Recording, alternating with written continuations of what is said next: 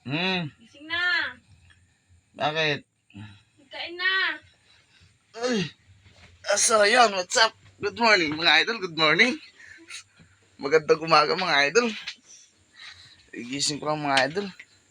Pupunta natin ngayon ang ating mga alaga. Dahil pagkagising, mga alaga, uunahin natin yan. Ito, alaga natin si madam. Sarap mga idol, sarap. Maagang kiss, mga idol, maagang kiss na naman. Ito, ang aking mga alaga. Malalaki na mga idol. Yan. Dik, dik, dik, dik, dik. Mabubuksan pa nila to, walang Diyo. Lock muna natin, lock. Malaki nila. Natin ng pagkain yan. Tingnan natin kung may pagkain pa sila.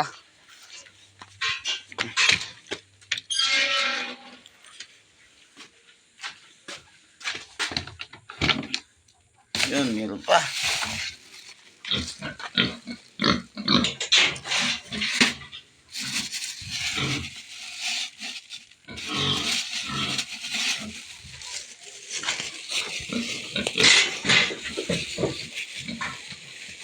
Excited na sila.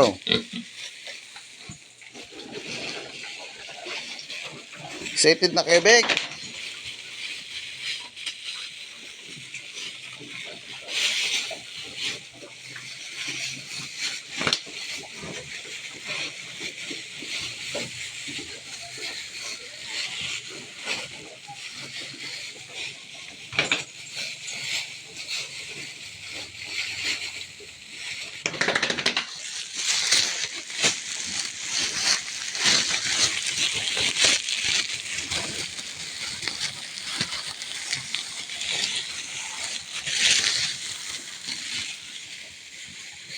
Mga idol, purong feeds lang pala yung pinapakain ko dyan.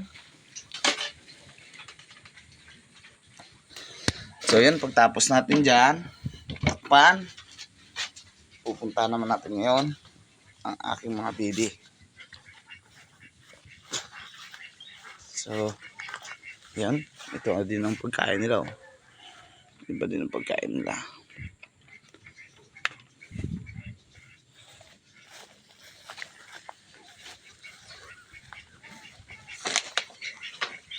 Duk!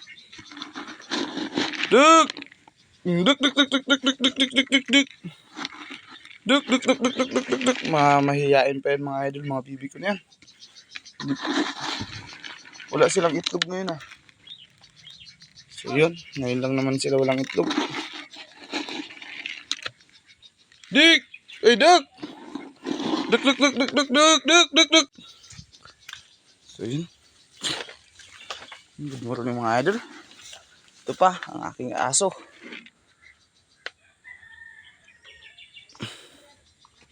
Itong aso ko na to, ano eh. Soy! Liga dito, Soy! Liga dito. Ito, kain ka na. Ito naman ang pagkain niya. Dog food.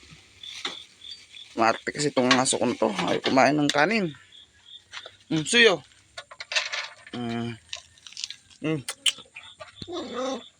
Kinakainin mo na, hindi ka naman inagawan eh.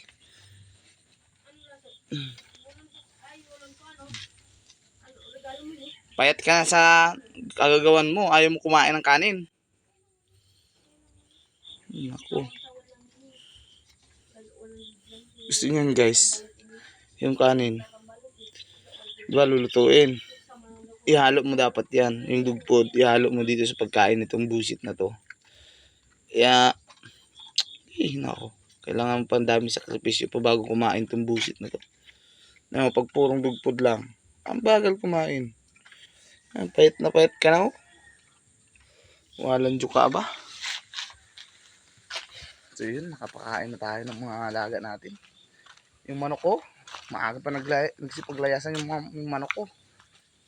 Pero kumain na yun. Pinakain na daw ni Mian eh. Kaya wala na tayong problema doon. Ang problema na lang natin ito si madam.